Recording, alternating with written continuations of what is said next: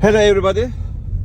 Today we are test driving Ford Transit Custom, which came in with an AdBlue counter kicked in to say engine not possible to start after 300 miles, and it was keep changing DPF and the NOx issues.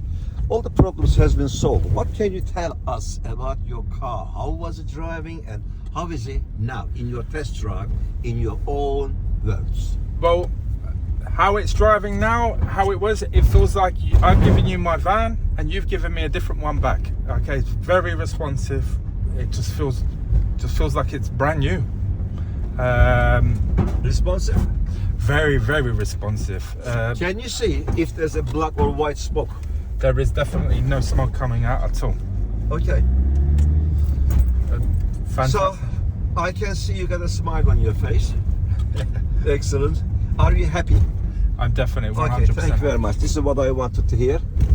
We are www.supremedpfcleaning.com, located in West Rum, Kent. We are specialized on diesel particle filter problems, EGR, DPF, NOx, AdBlue, high fuel consumption, black or white smoke. What else?